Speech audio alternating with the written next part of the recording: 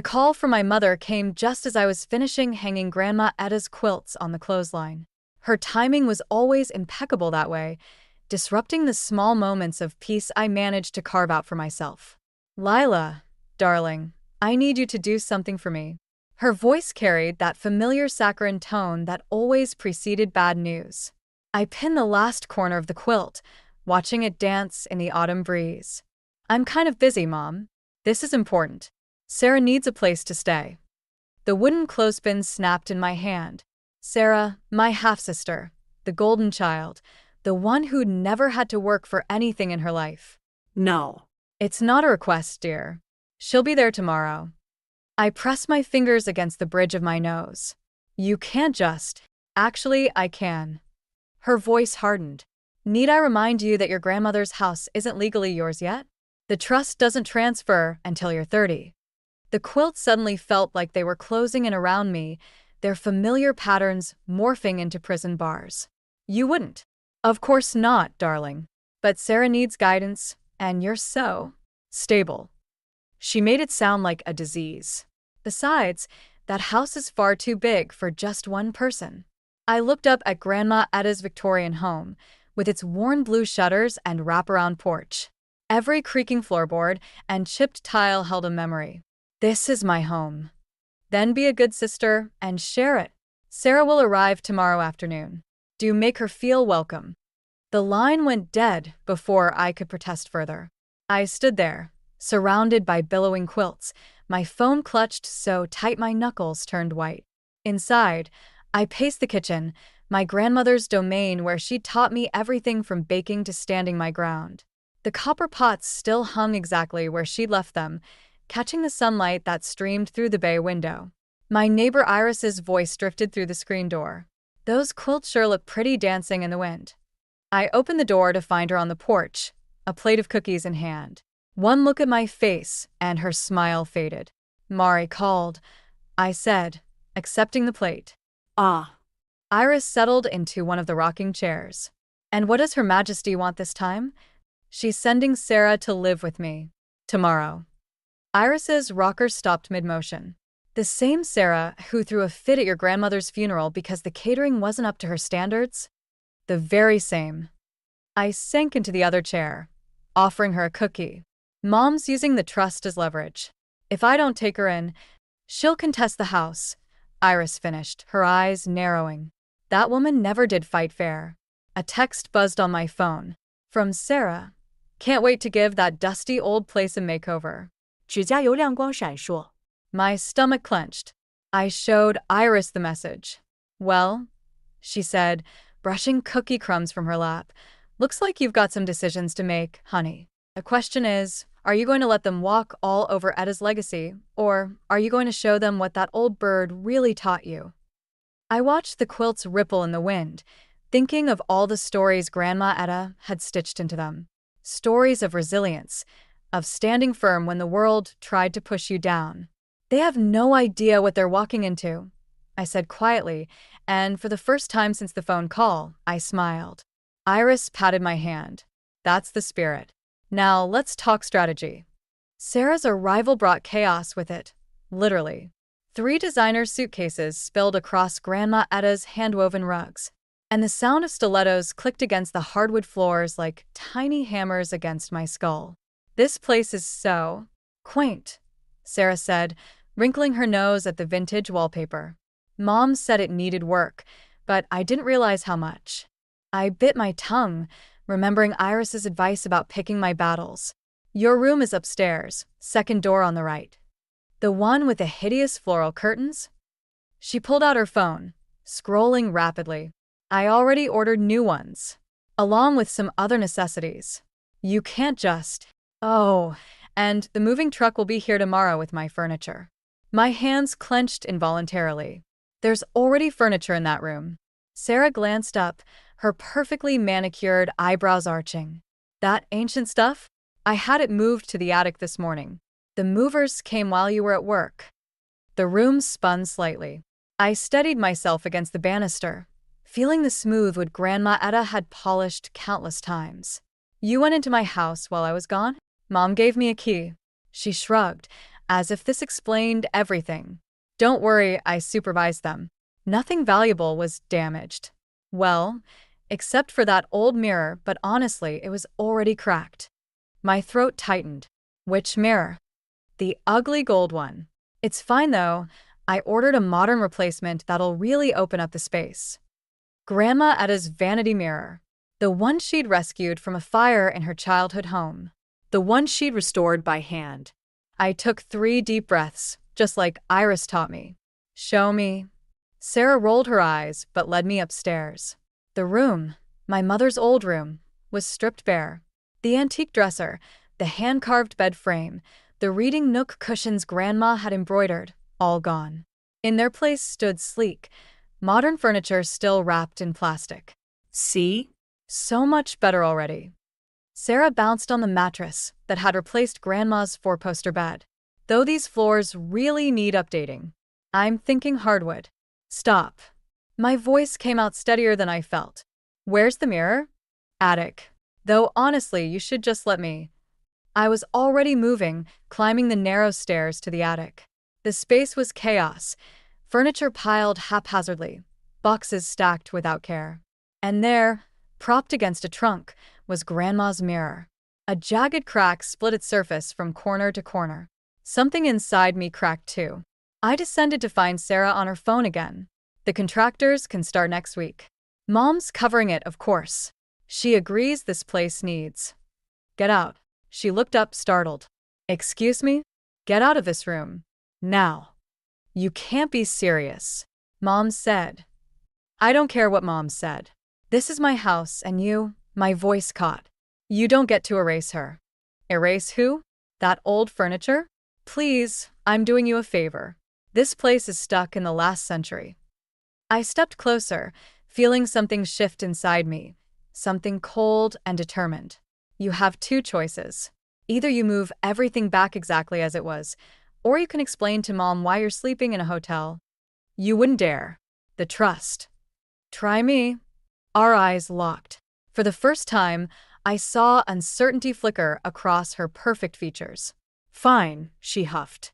I'll cancel the contractors. But I'm not moving all that heavy stuff myself. No, I said, already pulling out my phone. You're going to help me move every single piece back. And then we're going to have a long talk about boundaries. She opened her mouth to argue, but something in my expression made her stop. Good. Let her see what she was really dealing with. Because this wasn't just about furniture or a broken mirror. This was war, and I'd learned from the best how to fight without drawing blood. Grandma Etta would be proud. The letter from Berkeley University fell from Sarah's purse while I was cleaning up another of her breakfast messes. I shouldn't have read it, but after a week of her entitled behavior, my sympathy had worn paper thin. Academic dismissal. Not just poor grades, plagiarism. The front door slammed, and I quickly shoved the letter back into her purse. Sarah stormed in. Mascara streaked down her cheeks. Mom's not answering my calls, she spat, throwing her phone onto the counter. Again. I watched her grab Grandma's crystal tumbler and fill it with vodka. At 2 in the afternoon. Rough day. Like you care. She knocked back the drink. You're probably loving this, aren't you? Perfect Lila, with her perfect little life in this perfect little museum. My life's far from perfect. I moved the vodka bottle out of reach. But at least I'm honest about it. Her head snapped up. What's that supposed to mean? I met her gaze steadily. Does Mom know why you really left college? The color drained from her face. For a moment, I saw past the designer clothes and practiced sneer to something raw and frightened. Then the mask slipped back into place. You went through my things? She grabbed her purse, clutching it like a shield. You had no right. Like you had no right to move Grandma's furniture? Or break her mirror? That's different, Mom said. Mom's not here. I stepped closer. It's just us, Sarah. No audience, no one to perform for. Why don't you tell me what really happened? She hurled the crystal tumbler against the wall. It shattered, sending prisms of light dancing across the kitchen. You want the truth? Fine. I couldn't hack it, okay? I couldn't be what everyone expected. Perfect grades, perfect social life, perfect everything. So I took some shortcuts. By stealing someone else's work? I was drowning. Her voice cracked. Do you know what it's like living in your shadow? Why can't you be more like your sister? Why can't you get it together like Lila? Even when Mom sent me here, it was because you're the responsible one. I almost laughed. You think I'm the favorite? Mom barely acknowledges my existence unless she wants something. At least she had expectations for you. Me? Sarah slumped against the counter. I'm just the mistake she made with her second husband. The kitchen fell silent except for the tick of Grandma's old clock. I looked at the shattered crystal, thinking of all the things we'd broken between us. Help me clean this up, I said finally. She blinked. What? The glass. Help me clean it up, and then we can talk. Really talk. For a moment, I thought she'd refuse. Then she grabbed the broom I held out. As we swept up the broken pieces, I noticed her hands trembling. You know, I said carefully, Grandma used to say that sometimes things need to break before they can be fixed properly. Sarah paused, a dustpan full of crystal shards in her hands. Is that why you hate me? Because I'm breaking things. I don't hate you, Sarah. I hate what you're doing to this house, to Grandma's memory. She dumped the glass into the trash. I needed to change something, to feel like I had control over something. I thought of the letter in her purse, of all the pressure she must have faced. There are better ways to take control. She looked around the kitchen, at the space she'd been trying so hard to erase. Will you show me? It wasn't an apology, but it was a start. And maybe, just maybe, there was something worth salvaging here, if we could both let go of our weapons long enough to try. First, I said, let me tell you about the woman who built this house with her own 2 hands. The bass from Sarah's impromptu party rattled Grandma's china cabinet, each vibration threatening to topple the delicate teacups inside. I'd returned from my late shift to find our tentative peace shattered along with my hopes of progress. It's just a few friends, Sarah had said earlier when I caught her setting up. Now, at midnight, a few friends had multiplied into dozens of strangers sprawled across every surface of our home. Someone stumbled into Grandma's reading chair, sloshing red wine onto the hand-stitched cushions. Another group was using her antique coffee table for beer pong. I found Sarah in the kitchen, perched on the counter where Grandma had taught me to roll pie crust, surrounded by admirers. Oh my God, you should have seen her face when I redecorated, she was saying. Like I'd committed murder or something. It's just furniture. The room fell silent as I stepped in. Sarah's smile faltered for a fraction of a second before brightening artificially. Lila, you're home early. This needs to end. Now. Don't be such a buzzkill. She hopped down, swaying slightly. We're celebrating. Celebrating what? Mom called. She's giving me access to my trust fund early. No more slumming it here. She gestured grandly, nearly knocking over a bottle. I'm moving out next week. The news should have brought relief. Instead, it felt like a punch to the gut. When were you planning to tell me? I just did. She turned to her audience. See what I mean? So dramatic. A crash from the living room made me flinch. Sarah rolled her eyes. Relax, I'll replace whatever it is. Like you replaced Grandma's mirror? Her friends exchanged glances, sensing the shift in atmosphere. Sarah waved them away. Give us a minute, guys. Once we were alone, her facade cracked slightly. Look, I know I messed up with the mirror, but this isn't about the mirror. I grabbed a stranger's hands as they reached for Grandma's prized copper pots. This is about respect. For this house, for me, for yourself. Oh, please. You're not my mother. No, I'm not. I'm the person who's been trying to help you. She laughed, harsh and brittle. Help me? By what? Lecturing me about your precious grandmother. Judging everything I do? Some sister you are. Sister? I stepped closer, lowering my voice. Sisters don't use each other. They don't destroy what matters most to each other for entertainment. Something flickered in her eyes, guilt, maybe, or fear. Then her phone buzzed. She glanced at it, and her expression hardened. Mom says hi, she said sweetly. She also mentioned something interesting about the trust conditions for the house. Apparently, if the property isn't properly maintained. The threat hung in the air between us. Through the doorway, I could see more people arriving, bringing chaos with them. So here's the deal, Sarah continued. The party stays. And if you try to stop it. She shrugged. Well, I'm sure Mom would love to hear about all the damage happening to her investment. In that moment, I saw our mother in her, the same calculated manipulation, the same casual cruelty.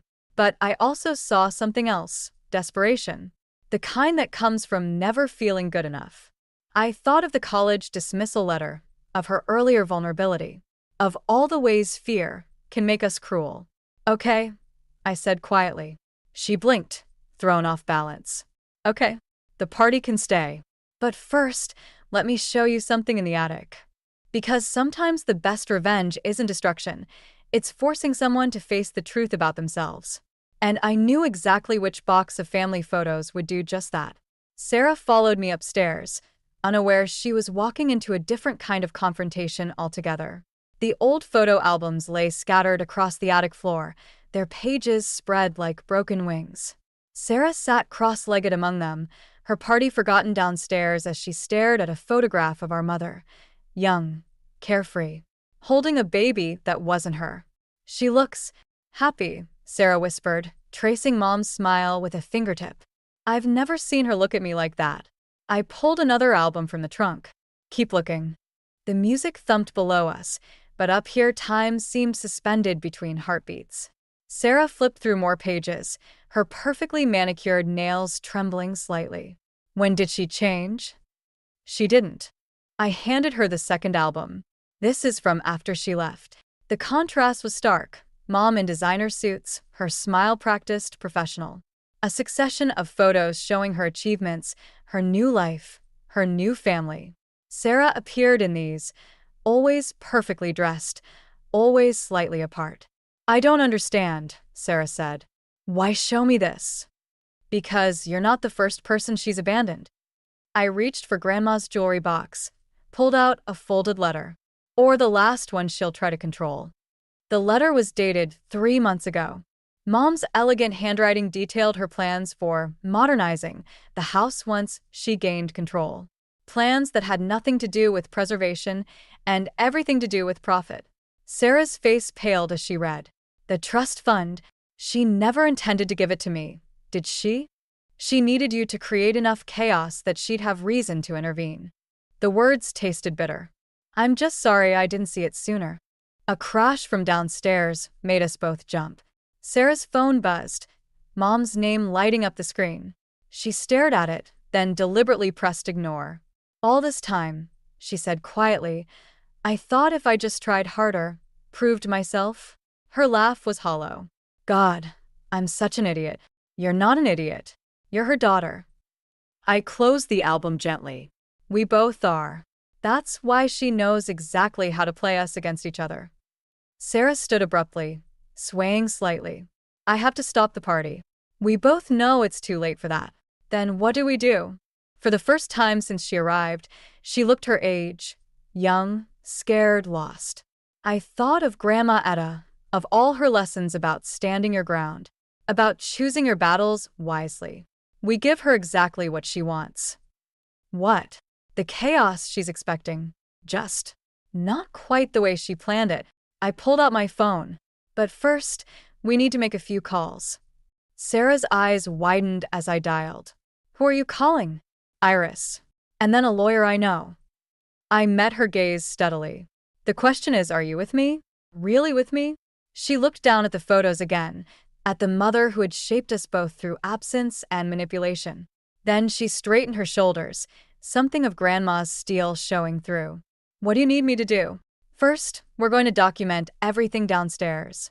Every bit of damage, every drunk guest. Then we're going to call the police on our terms. Mom will be furious. That's the point. I held out my hand, ready to disappoint our mother together. She took it, her grip firm despite her trembling. I think I've been ready my whole life. Downstairs, the party raged on, but up here in the attic, surrounded by the ghosts of our past, something new was taking shape. Something that felt less like revenge and more like revolution. Mom had taught us well how to be weapons against each other. Now it was time to show her we'd learned to be shields instead. The police lights painted the Victorian's facade in alternating red and blue, a twisted parody of Christmas. Drunk college students stumbled across Grandma's lawn while officers took statements. And there, emerging from her Mercedes like an avenging angel, stood our mother. "What have you done?" Her voice cut through the chaos, aimed directly at me. Not at Sarah, who stood beside me on the porch. Not at the officer documenting the damage. At me. "Exactly what you wanted," I said, keeping my voice steady. "Created enough chaos to justify your intervention." Her perfect composure slipped for just a moment. "I don't know what you're talking about. The trust conditions?" Sarah stepped forward. "The plans to modernize the property? We found your letter, Mom." Mom's eyes narrowed, reassessing the battlefield. "I see you've both been busy spinning stories. Officer, I'd like to press charges for the property damage." "Against your own daughters?" Iris appeared at my side, clutching a familiar-looking envelope. "Stay out of this." Mom's smile turned sharp. "This is a family matter." "Exactly why I'm here." Iris handed the envelope to the officer. "These are copies of letters showing premeditated intent to manipulate property ownership through manufactured incidents. I believe that's relevant to your investigation." Mom's mask cracked completely. "You had no right to keep those letters." "Etta had every right." Iris's voice was steel. "She knew exactly what you'd try to do after she was gone." The officer flipped through the papers, frowning. "Ma'am, you might want to contact your lawyer." "Oh, I already have." Mom pulled out her phone. In fact, a new voice cut in. "You might want to hear this first." A man in a suit approached, holding up his phone. A recording played, Mom's voice discussing her plans to use Sarah to force a property transfer. "Who are you?" Mom demanded. "James Chun, Estate Law. Your daughters retained me this evening." He smiled thinly.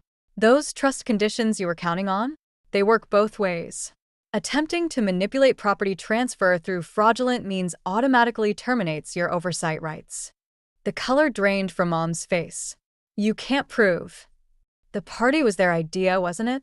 Sarah's voice shook. "You told me to cause problems. To push Lila until she snapped. You used me. I was trying to help you both." Mom's composure shattered completely.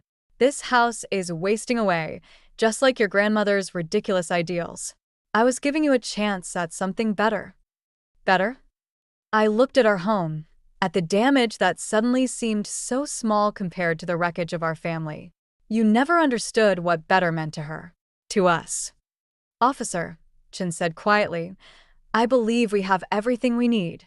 Mom's lawyer arrived moments later, huddling with her in urgent whispers. The party guests were cleared out, statements taken, evidence documented. Through it all, Sarah and I stood our ground on the porch, watching our carefully laid traps spring shut. But as Mom's car pulled away, the victory felt hollow. The house stood wounded behind us, its rooms echoing with fresh scars. And despite everything, a part of me ached at the fury and betrayal in our mother's eyes. "What happens now?" Sarah asked, her voice small. I looked at the broken porch railing, the trampled flower beds, the empty wine bottles scattered across Grandma's lawn. So much damage, inside and out. Now we rebuild. All of it. Together? The question hung between us, fragile as spun glass. I thought of Grandma Etta, of all her lessons about forgiveness being harder than revenge, but ultimately more worthwhile. "Together," I said and meant it. "But first, we need to fix that railing before someone falls through it." Sarah picked up a broken spindle, managing a weak smile. "Grandma would have hated seeing it like this." "Then let's make it right. Because sometimes the lowest points show us exactly how to climb back up." A week after the party, Mom appeared on the doorstep, looking smaller somehow. The designer suit hung loose on her frame, and dark circles shadowed her eyes. Sarah opened the door before I could stop her. "You have some nerve showing up here," Sarah said, but her voice wavered. Mom held up her hands in surrender. 5 minutes. That's all I'm asking." I stepped forward. "Say what you came to say." She pulled an envelope from her bag, medical records, not legal documents. My stomach dropped as I scanned the contents. Stage 3 pancreatic cancer. Aggressive treatment plan. Poor prognosis. Now you understand, Mom said softly, why I pushed so hard to secure your futures. By destroying our present? My hands shook as I passed the papers to Sarah. By turning us against each other? I was trying to protect you both. Her composure cracked. This house, these memories, they won't feed you or build your future. I wanted to leave you with something concrete. Like you left me? The words escaped before I could stop them. Or like you controlled Sarah? Everything I did was for you girls. No. Sarah's voice cut through the tension. Everything you did was about control.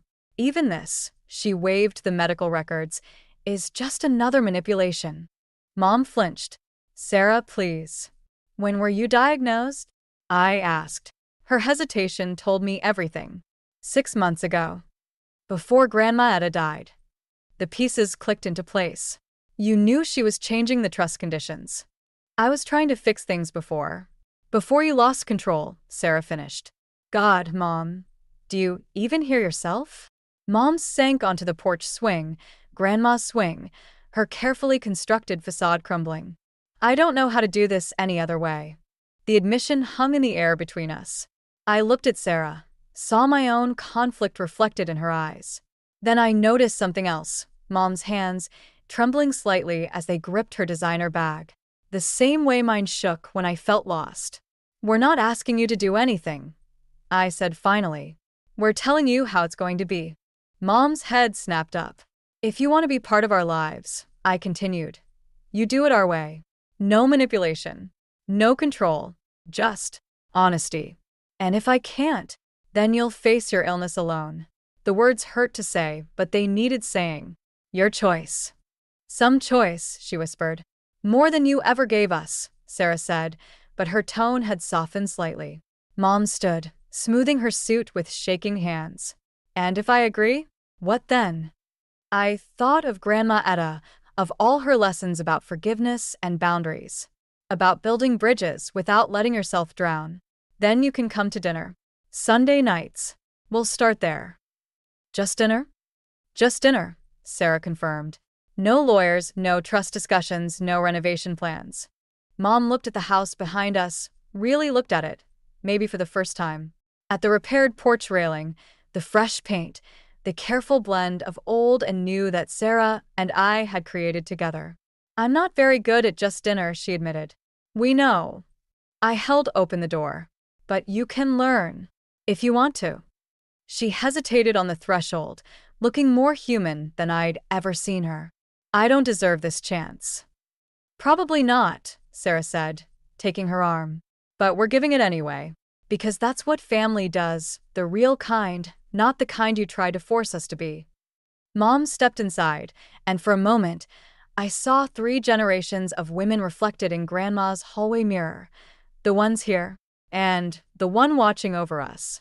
All of us broken in our own ways, but maybe, just maybe, ready to heal. 3 months later, I found the letter while Sarah and I cleaned out the attic. It was tucked inside Grandma Etta's old recipe box, beneath her famous apple pie instructions. The envelope simply read, "For when you need it most." Sarah paused in her sorting. Is that Grandma's handwriting?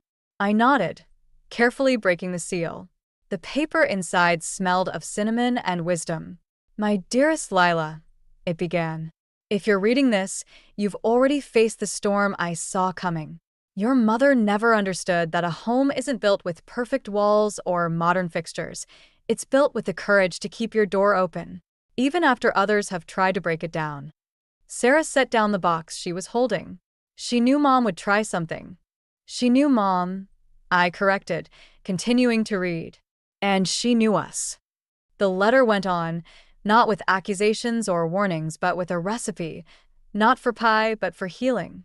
Each ingredient was a lesson, forgiveness measured in cups of patience, boundaries drawn with firm but loving hands, strength folded in like egg whites, carefully but completely. There's something else, Sarah said, reaching into the box. She pulled out 3 keys on an old brass ring. To the garden shed. I realized. where Grandma kept her most precious things. We found Mom in the kitchen, awkwardly attempting to roll out pie crust for our weekly dinner. Her hands shook less these days. The treatment was working, slowly but surely. Like us. "We need to show you something," I said. The garden shed was exactly as Grandma had left it. Tools lined the walls, each with its own story. But it was the wooden chest in the corner that drew us in. Inside, we found photo albums, letters, and a deed, not to the house, but to a small piece of land by the lake. "Your grandmother's favorite place," Mom whispered, touching the deed with trembling fingers. "She used to take you there, Lila, before you left," I finished. "She wanted us to have it. All of us." "But why?" Sarah asked, flipping through photos of younger, happier versions of ourselves. The answer lay in Grandma's letter. Because sometimes healing needs neutral ground. A place without walls or memories, where you can build something new together. Mom's hand stilled on an old photograph, her as a child, laughing on the lake shore. I forgot about this place, about who I was there. "Maybe that's why Grandma left it to us," I said. "Not as a weapon or a bargaining chip, but as a chance." Sarah picked up one of Grandma's old gardening trowels. "We could plant something there, together." The word hung in the air, fragile but hopeful, like seedlings breaking through soil. "I'd like that," Mom said softly. Then, with more effort than any business deal had ever required, "If you'll let me." I looked at Sarah, saw my own cautious hope reflected back. "We start small," I said. "Maybe wildflowers." "Wildflowers," Mom repeated, as if tasting possibility. "Your grandmother always said they were the strongest plants, growing wherever they chose, not where they were told." We locked up the shed together, each keeping a key. The recipe box came back to the kitchen, where Sarah's attempts at pie now joined mine in various stages of success and failure. Mom's designer suits gradually gained flour stains and dirt smudges from our weekend visits to the lake. And the house? It stood as it always had, its rooms slowly filling with new memories alongside the old. Not perfect, not completely healed, but standing strong, like us. Grandma would have liked that best of all. The moment I stepped through the front door, my heart sank. There stood Edna, my mother-in-law, with her suitcases packed and a smug look on her face. I knew this day would come, but I never expected it to be so soon. "Naomi, your worthless existence is over. Neil doesn't need a useless wife who claims to work. From now on, I'll take care of my son," Edna declared, her voice dripping with disdain. I felt the anger rising within me. "This is my home too, and I work hard every day, Edna. You can't just—" She cut me off, thrusting a stack of papers into my hands. "Don't lie. Sign these papers and leave while I make this place worthy of my family." My eyes widened as I realized what I was holding. Divorce papers, supposedly signed by Neil. The betrayal stung like 1,000 needles, piercing my heart. How could he do this to me after all these years? I looked up at Edna, her eyes gleaming with triumph. She had always resented me, viewing me as an obstacle to her son's success. Now she had finally found a way to get rid of me, but I refused to let her see me crumble. With a steady hand, I signed the papers, my signature a declaration of my resolve. I would not let this defeat me. I would start anew, free from the toxicity that had plagued my life for far too long. As I gathered my belongings, memories of happier times flooded my mind. Neil and I had once been so in love, supporting each other's dreams and ambitions. He had encouraged my freelance writing career, and I had been his rock as he pursued his own passions. But somewhere along the way, things had changed. Neil's writing career stagnated, and he began to indulge his parents' delusions of grandeur. The loving husband I once knew had become a stranger, a mere puppet in his family's twisted play. I pushed the memories aside, focusing on the present. I had to find a new place to live, to rebuild my life on my own terms. It wouldn't be easy, but I knew I had the strength within me to overcome this challenge. As I stepped out of the house, I caught a glimpse of Edna's smug smile. She thought she had won, but little did she know that this was just the beginning of my journey. I would prove to her, to Neil, and to myself that I was more than just a useless wife. With each step, I felt a newfound sense of purpose. The road ahead was uncertain, but I was ready to face it head on. I had spent too many years living in the shadows of others' expectations. Now, it was time for me to reclaim my life and find the happiness I deserved. As I walked away from the house that had once been my home, I couldn't help but feel a twinge of sadness. But I knew that this was not the end, but rather the start of a new chapter. A chapter where I would be the author of my own story, free from the chains of the past. With a deep breath, I stepped into the unknown, ready to embrace the challenges and triumphs that lay ahead. This was my time to shine, and nothing, not even Edna's cruelty or Neil's betrayal, could stop me now. As I settled into the driver's seat of my car, the weight of the past few hours crashed down on me. I gripped the steering wheel, my knuckles turning white as I fought back the tears that threatened to spill. How had it come to this? How had the love Neil and I once shared turned into such a bitter, twisted mess? Memories of our early days together flooded my mind. I remembered the way Neil's eyes sparkled when he talked about his writing, the passion in his voice as he shared his dreams with me. I had been his biggest supporter, encouraging him to pursue his craft while I worked tirelessly to build my own freelance career. We had been a team, a partnership built on love and mutual respect. But somewhere along the way, things had changed. Neil's writing career had stagnated, and he had become increasingly distant, spending more and more time trying to please his parents. I had tried to be understanding, to be supportive, but Edna's constant meddling and Neil's growing resentment had taken their toll. The once loving husband I knew had become a stranger, a shell of the man I had fallen in love with. As I drove through the familiar streets of our neighborhood, I couldn't help but wonder what had gone wrong. Had I not been enough? Had I not loved him enough, supported him enough? But deep down, I knew the truth. It wasn't about me. It was about Neil's inability to stand up to his parents, to assert himself and fight for our marriage. He had chosen to indulge their delusions, to prioritize their expectations over our relationship. The realization hit me like a ton of bricks. I had to move on, to find a new place to live and start over.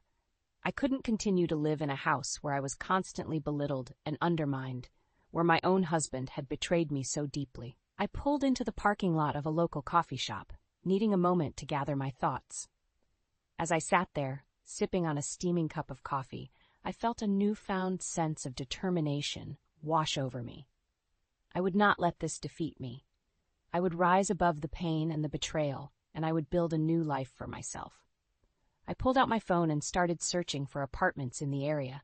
It wouldn't be easy, starting over at my age, but I knew I had the strength within me to do it. I had spent too many years living in the shadows of others' expectations. It was time for me to step into the light and reclaim my life. As I scrolled through the listings, a sense of excitement began to build within me. This was my chance to start fresh, to create a home that was truly my own. A place where I could be myself, free from the constant judgment and criticism of my in-laws. I knew there would be challenges ahead. I would have to face the reality of Neil's betrayal and the disdain of his family. But I was ready. I had spent too many years silently enduring their abuse, and I refused to do it any longer. With a newfound sense of purpose, I finished my coffee and headed back to the car. I had a lot of work ahead of me, but I was ready to face it head on. This was my time to shine, to prove to myself and to the world that I was more than just a useless wife. As I drove away from the coffee shop, I felt a weight lift off my shoulders. The road ahead was uncertain, but for the first time in a long time, I felt hopeful. I was ready to embrace the challenges and triumphs that lay ahead, to write the next chapter of my life on my own terms. The days following my departure from the house I once called home were a whirlwind of emotions. I threw myself into my work, determined to prove to myself and everyone else that I was more than just a useless wife. But even as I poured my heart and soul into my freelance projects, I couldn't escape the constant barrage of insults and passive-aggressive behavior from Edna and Neil. Every family gathering became a battlefield, with Edna taking every opportunity to publicly humiliate me. She would make snide comments about my work, my appearance, and my supposed lack of contribution to the family. Neil, ever the dutiful son, would sit silently by, never once coming to my defense. I remember one particularly painful incident at a family dinner. Edna had invited everyone over to celebrate Neil's supposed writing success, and I had reluctantly agreed to attend. As we sat around the table, Edna began to regale the family with tales of Neil's literary prowess, painting him as a rising star in the publishing world. I knew it was all a lie, but I bit my tongue, not wanting to cause a scene. But Edna wasn't content to simply praise her son. She turned to me, a cruel smile playing on her lips, and said, "And what about you, Naomi? What have you accomplished lately? Still playing at being a writer?" The table fell silent, and I felt all eyes on me. I wanted to scream, to tell them all the truth about Neil's failures and Edna's manipulation, but I remained stoically silent, refusing to give her the satisfaction of seeing me break. Instead, I excused myself from the table and stepped outside, taking deep breaths to calm my racing heart. It was in that moment that I realized I couldn't continue to live this way. I had to leave, to find a way out of this toxic environment before it destroyed me completely. Later that evening, I found myself confiding in my daughter, Clara. She had always been my rock, my confidante, and I knew I could trust her with my deepest fears and doubts. As we sat together on the couch, I poured out my heart to her, telling her about the constant insults, the passive-aggressive behavior, and the suffocating control Edna had over our lives. Clara listened patiently, her eyes filled with concern and love. When I finished, she took my hand in hers and said, "Mom, you deserve so much better than this. You are a strong, talented, and amazing woman, and you don't need to put up with their abuse any longer." Her words hit me like a lightning bolt, and I felt a sudden surge of clarity wash over me. She was right. I had spent too many years silently enduring their mistreatment, and it was time for me to take a stand. I had to value myself, to recognize my own worth, and to prepare for a life without Neil and his toxic family. With Clara's encouragement ringing in my ears, I began to make plans. I started secretly searching for apartments, determined to find a place where I could start fresh and rebuild my life on my own terms. I knew it wouldn't be easy, but I was ready to face the challenges head-on. As I lay in bed that night, I felt a sense of peace wash over me. For the first time in a long time, I felt hopeful about the future. I knew that leaving Neil and his family would be painful, but I also knew that it was necessary. I had to prioritize my own well-being, to reclaim the respect and autonomy that had been stripped away from me for so long. With a newfound sense of purpose, I closed my eyes and drifted off to sleep, dreaming of a future where I was free from the chains of my past, ready to embrace the possibilities that lay ahead. With newfound determination, I began to put my plan into action. I started covertly searching for apartments, scouring online listings, and making discreet calls to potential landlords. I knew I had to be careful, as any hint of my intentions would surely be met with swift retribution from Edna and Neil. As I searched, I also began to discreetly pack my belongings. I started with small, inconspicuous items. A few books here, a piece of jewelry there. I tucked them away in hidden corners of the house, slowly building a secret stash of my most treasured possessions. But even as I worked towards my escape, the tension at home continued to escalate. Neil, ever the dutiful son, seemed to be under increasing pressure from his parents to maintain the illusion of his success. He began to siphon money from our joint accounts, claiming it was for shared expenses, but I knew better. I remember one particularly heated argument we had over finances. I had confronted him about the missing money, demanding to know where it had gone. He had the audacity to look me in the eye and lie, claiming it was for a business investment that would pay off tenfold. I saw right through his deceit, and I felt a surge of anger course through my veins. How dare he continue to manipulate and deceive me, even as I was planning my escape from this toxic environment? But I refused to let my anger consume me. Instead, I channeled it into a quiet, steely resolve.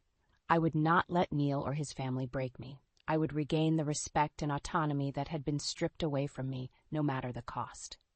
As the days turned into weeks, I continued to search for my new home in secret. I attended apartment viewings under the guise of running errands, always careful to cover my tracks. I knew that if Edna or Neil caught wind of my plans, they would stop at nothing to keep me under their control. Finally, after weeks of searching, I found the perfect place. It was a small, cozy apartment in a quiet neighborhood, far from the suffocating influence of my in-laws. I signed the lease with a sense of triumph, knowing that I was one step closer to my freedom. But even as I celebrated this small victory, I knew that the hardest part was yet to come. I had to find a way to leave without triggering a prolonged fight with Edna and Neil. I knew they would not let me go easily, and I had to be strategic in my departure. That's when fate seemed to intervene. Edna, in her never-ending quest to control every aspect of our lives, began to pressure me to sign the divorce papers once again. She cornered me one evening, thrusting the papers in my face and demanding that I end this farce of a marriage once and for all. In that moment, I saw my opportunity. I agreed to sign the papers, but on one condition, that I be allowed to leave immediately, without any further interference from her or Neil. Edna, so eager to be rid of me, readily agreed. And so, with a sense of both relief and trepidation, I signed my name on the dotted line. I felt a weight lift off my shoulders, knowing that I was finally free from the legal bonds that had tied me to Neil and his family for so long. But even as I celebrated this small victory, I knew that the real challenge lay ahead. I had to gather my belongings and make my escape before Edna or Neil could change their minds. I had to be strong, to rely on the quiet strength that had sustained me through all these years of silent battles. With a deep breath, I began to pack my bags, ready to embark on the next chapter of my life. A chapter filled with uncertainty, yes, but also with the promise of a brighter future, free from the chains of my past. The day I moved into my new apartment was a day I will never forget. As I stepped over the threshold, a wave of relief washed over me, so powerful that it nearly brought me to my knees. For the first time in years, I felt like I could breathe again, like the weight of the world had been lifted from my shoulders. I took a moment to simply stand there, taking in my new surroundings. The apartment was small, but it was mine. Every inch of it represented a new beginning, a chance to start over and rebuild my life on my own terms. As I began to unpack my belongings, I felt a newfound burst of creativity coursing through my veins. Ideas for new writing projects flooded my mind, and I found myself itching to sit down at my desk and put pen to paper. It was as if the act of leaving behind the toxic environment of my old life had unlocked something within me, something that had been dormant for far too long. Over the next few days, I threw myself into my work with a passion I hadn't felt in years. I wrote for hours on end, pouring my heart and soul into every word. I took breaks only to eat, sleep, and occasionally chat with my new neighbor, Grace, who had quickly become a source of support and friendship. Grace was a kind, empathetic woman who seemed to understand the struggles I was going through without me even having to say a word. She would often invite me over for tea and conversation, and I found myself opening up to her in ways I never had with anyone before. As I settled into my new life, I began to rediscover the joy of living independently. I relished the freedom to make my own choices, to come and go as I pleased without fear of judgment or criticism. I took long walks in the park, explored new cafes and bookstores, and even started attending a weekly writing group at the local library. For the first time in a long time, I felt like I was truly living, rather than simply existing. I was no longer defined by my role as Neil's wife or Edna's punching bag. I was Naomi, a strong, capable woman with a bright future ahead of her. But even as I reveled in my newfound independence, I couldn't shake the feeling that the other shoe was about to drop. I had spent so many years living under the oppressive thumb of my in-laws that a part of me was still waiting for them to come barging back into my life, demanding that I return to my old ways. And then, 3 days into my fresh start, the phone rang. I picked it up, expecting it to be Clara, or perhaps a new client. But the voice on the other end of the line made my blood run cold. It was Neil, and he was in a panic. He spoke rapidly, his words tumbling over each other in a frantic jumble. From what I could gather, his family was in the midst of a financial crisis, and the carefully crafted facade of his success had come crashing down around them. I listened in stunned silence as he begged me to come back, to help him pick up the pieces of the life he had so carelessly shattered. But even as a part of me ached for the man I had once loved, I knew that I could never go back to that life. I had worked too hard, come too far, to let myself be dragged back into the darkness. With a heavy heart, I told Neil that I couldn't help him, that he needed to face the consequences of his actions on his own.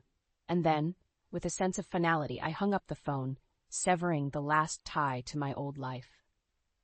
As I sat there in the silence of my new apartment, I felt a sense of peace wash over me. I knew that the road ahead would not be easy, but I also knew that I had the strength within me to face whatever challenges lay ahead. I was ready to embrace my new life, to chase my dreams, and build a future filled with love, laughter, and endless possibility.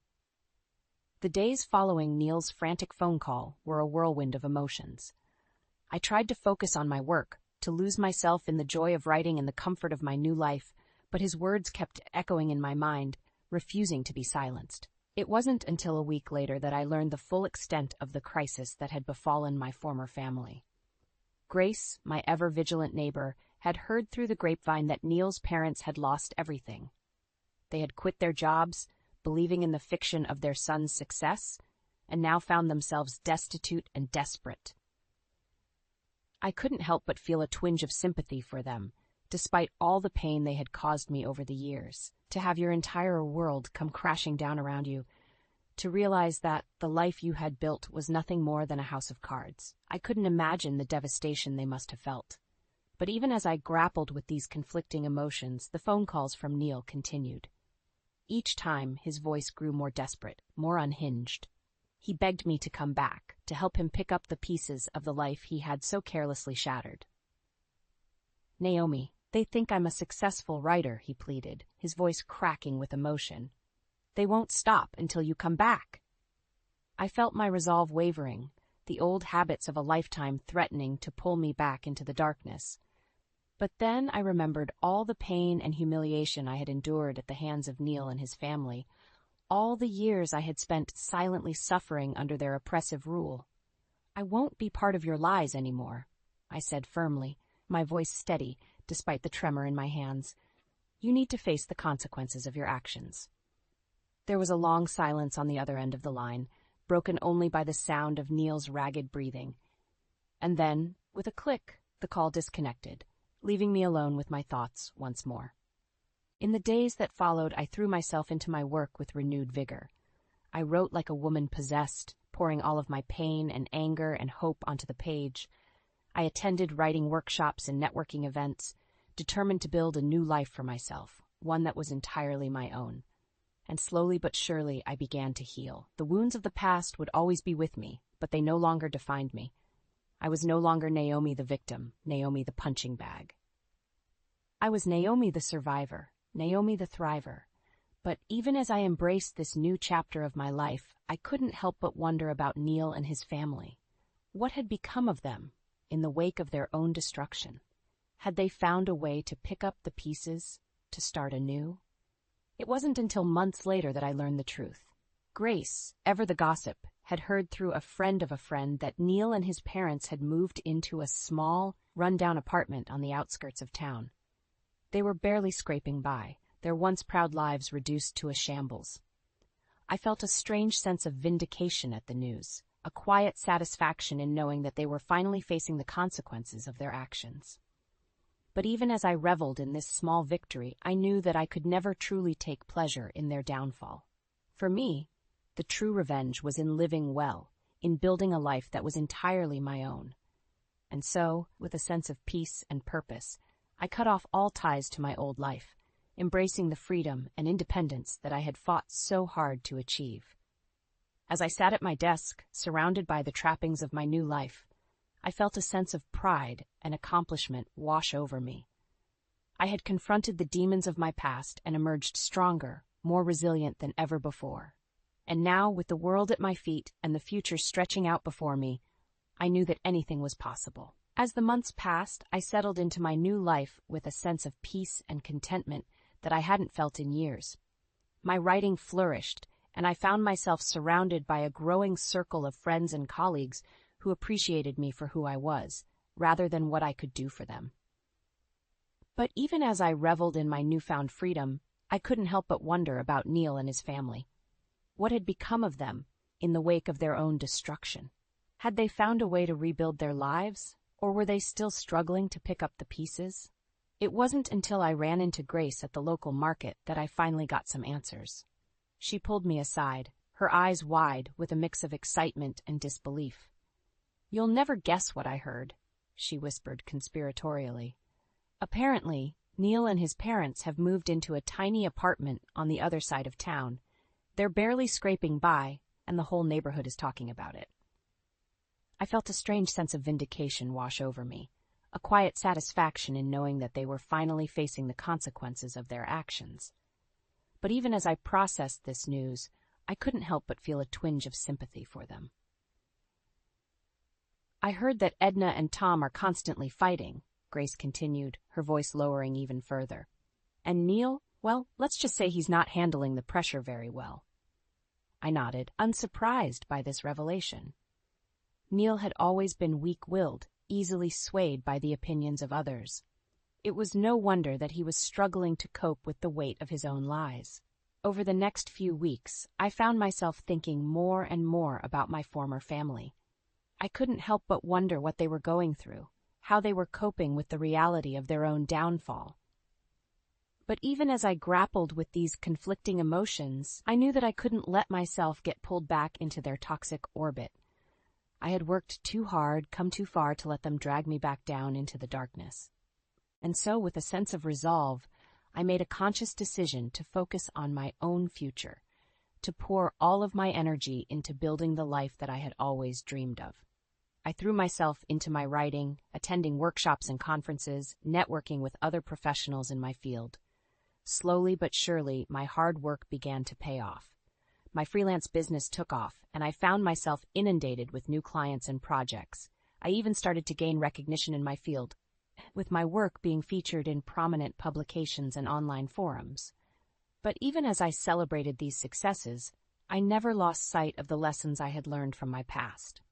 I knew that true happiness and fulfillment came not from external validation, but from a deep sense of self-worth and purpose. And so I continued to focus on my own growth and development, both personally and professionally. I traveled, explored new hobbies and interests, and surrounded myself with people who lifted me up and supported my dreams. As the years passed, I found myself looking back on my journey with a sense of pride and accomplishment. I had faced some of the darkest moments of my life, but I had emerged stronger, more resilient than ever before. And while I knew that I would never forget the pain and betrayal of my past, I also knew that I had found a way to move forward, to build a life that was entirely my own. In the end, that was the true vindication, not in seeing Neil and his family suffer, but in knowing that I had triumphed over adversity, that I had found the strength and courage to create a future filled with love, laughter, and endless possibility. And as I looked out over the horizon, I knew that whatever challenges lay ahead, I would face them with the same resilience and determination that had brought me this far. For I was Naomi, a survivor, a thriver, and nothing could stop me now. As the years passed, I found myself reflecting more and more on the journey that had brought me to this point. It had been a long and difficult road, filled with pain and heartache, but also with moments of incredible joy and self-discovery. I thought back to those early days when I had first met Neil and fallen head over heels in love. We had been so young then, so full of hope and promise. I had truly believed that we would spend the rest of our lives together, building a future filled with love and laughter. But life had a way of throwing curveballs, and our marriage had slowly crumbled under the weight of Neil's lies and his family's toxic influence. I had spent years silently enduring their abuse, convinced that I was somehow to blame for their behavior. It wasn't until I found the strength to leave, to strike out on my own, and build a new life, that I realized just how much I had been holding myself back. Freed from the chains of my past, I had flourished in ways I never thought possible. My writing career had taken off, and I found myself in demand as a freelance editor and consultant. I traveled the world, exploring new cultures and immersing myself in the beauty and diversity of life. But even as I celebrated these successes, I never lost sight of what truly mattered. My daughter, Clara, remained my rock, my constant source of love and support. And as she built her own family, I found myself cherishing every moment I could spend with her and my grandchildren. It was during one of these visits that I found myself reflecting on the true meaning of resilience. Clara and I were sitting in her backyard, watching her children play on the grass. The sun was setting, casting a warm glow over everything, and I felt a sense of peace wash over me. "You know, Mom," Clara said softly, turning to me with a smile, "I've been thinking a lot about everything you've been through, and I just wanted to say how proud I am of you." I felt tears prick at the corners of my eyes, and I reached out to take her hand in mine. "Thank you, sweetheart," I said, my voice thick with emotion. "But I couldn't have done it without you. You've been my strength, my guiding light through all of this." Clara squeezed my hand, her eyes shining with love and admiration. "You give me too much credit," she said with a laugh. "You're the one who had the courage to leave, to start over and build a new life. That takes a special kind of strength, Mom. A strength that I hope I can pass on to my own children." I nodded, feeling a sense of pride swell in my chest. Clara was right. I had faced some of the darkest moments of my life, but I had emerged stronger, more resilient than ever before. And that was a legacy worth passing on, a gift that I could give to my grandchildren and all the generations to come. As the sun dipped below the horizon and the stars began to twinkle in the sky, I felt a sense of peace wash over me. I knew that there would be more challenges ahead, more obstacles to overcome. But I also knew that I had the strength within me to face them head-on, to keep moving forward no matter what life threw my way. And so as I sat there in the twilight, surrounded by the love and laughter of my family, I made a silent promise to myself. I would continue to live my life with resilience and self-worth, cherishing my autonomy and independence. I would be a role model for my grandchildren, showing them that it was never too late to start over, to build a life filled with purpose and meaning. For I was Naomi, a survivor, a thriver, and nothing could stop me now. I had conquered the trials of my past, and I was ready to embrace a future filled with endless possibility, anchored by the unshakable strength of my own resilience. "Becca, you're still such an unthoughtful and worthless wife as always. This was a trip that my son and I were looking forward to. You, who have no part in this, can go home right away." So my mother-in-law starts nagging me the moment my husband leaves the table. We were on an overseas trip that my husband asked me to plan. Well, if she goes that far, it's inevitable I'll go home. What happens to the two of them after that is none of my concern. My name is Becca, a married woman working for a multinational corporation. Since my job is easy to manage in terms of schedule, I've been working mostly remotely since getting married, so I spend more time at home. My husband Jack is the type who overvalues himself and always wants to look good. He's a big spender and has never contributed a penny to our household. I didn't realize this while we were dating, but after we got married and started living together, his true nature gradually emerged. His mother seems to enjoy bragging about her son. I've heard of mothers who dote on their sons. I was prepared for that to some extent, and was willing to tolerate it. But she is obstinate and strong-willed. She doesn't listen to other people's opinions. She even completely ignores her husband's opinions because she believes that her son is the best. She doesn't like me at all. Every time we meet, she always has some snide remark. She seems to particularly dislike the fact that I live comfortably on my son's salary alone. She keeps nagging me, saying, "You're still young, you should work outside." I've explained many times that I continue to work after marriage and that I have a job that I can do from home. But in her mind, working from home is just a part-time job. She assumes that I'm just pretending to work by always looking at my computer. She presumes that I'm probably playing games. Apparently, I'm a worthless wife who doesn't do housework properly and only plays computer games despite being a stay-at-home wife. My husband, of course, understands my work style, but he has never explained it to his mother, even when it's said right in front of him. He turns a blind eye. Even when I asked him to explain it well, he says he wants us women to handle it well and completely throws it at me. He even says he doesn't want to get involved in troubles. Once, when I persistently asked him to do something similar, he threw a completed divorce paper at me. It urged me to be treated like that, but I thought about divorcing him. But I heard that getting a divorce is more difficult than getting married. It would be a problem if it were more difficult than the current situation, so I ended up giving in to my husband's argument. I understood that my husband prioritizes his mother in everything. It's frustrating, but I feel like I need to find a way to deal with her while skillfully deflecting her. I didn't agree to divorce because of this change in my feelings, but it seems that my husband thinks I'm head over heels for him and didn't want to break up. His pompous attitude is getting worse day by day. It's cute when a child tries to act grown up, but when an adult does it, it's rather a turnoff. I've learned to ignore his pompous words and act as if I haven't seen his actions. There is another reason why I didn't divorce him. Due to my husband's job, we live quite a distance from my in-laws.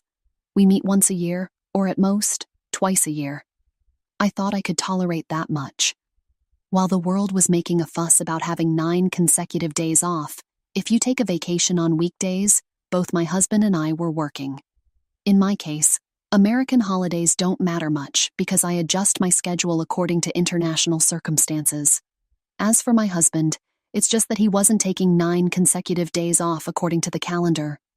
When he returned home after his first day back at work, he announced, "Let's go on an overseas trip." When I asked him what he was talking about, he said that his colleagues had taken a vacation and made it a 9-day holiday to go on an overseas trip, and he was quite proud of it, which made him incredibly annoyed and regretful. I was dumbfounded by his childishness, but I haven't been on a trip this year, so I suggested a domestic trip. The reason being, my husband has no experience with overseas trips, so if we were to go overseas, he would have to apply for a passport. "There won't be a problem if you're with me.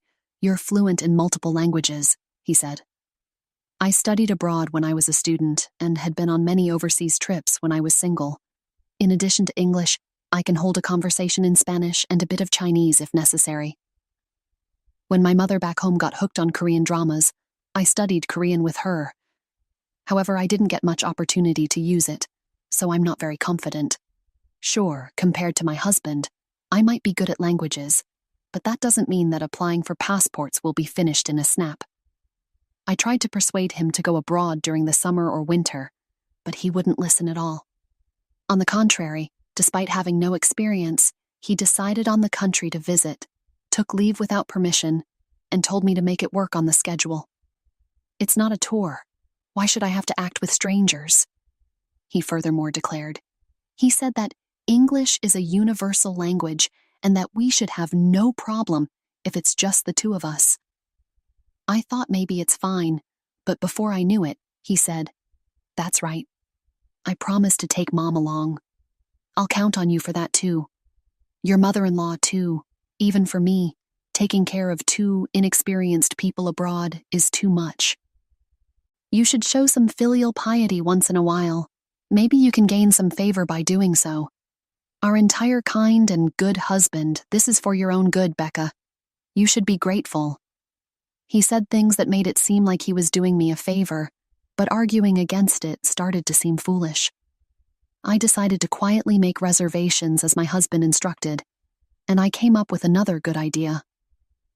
Starting from applying for my mother-in-law and husband's passports, booking flights and hotel reservations, it's a lot of trouble, but in order to implement my idea, I patiently fulfilled all my husband's wishes and created a perfect schedule. On the day of the overseas trip, my mother-in-law, who knows nothing of my troubles, cheerfully and childishly exclaimed, "Just as I expected from my son. It's a long journey overseas. The seats are business class, aren't they?" Knowing my husband, he probably said something like, "I'll take you there." He probably bragged about himself, saying things like, "I made the reservations and planned the schedule." The truth is, I did everything, and my husband did nothing. They did nothing, and left all the procedures to me. What's more, the two of them, who have hardly any experience with airports, moved around on their own while I was doing the procedures. They walked around aimlessly, even when it was boarding time, and I had a hard time finding them.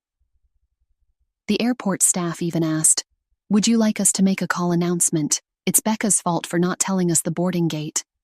It was such a fuss, but they showed no remorse, saying, "And this wife was planning to have fun by herself, leaving us behind."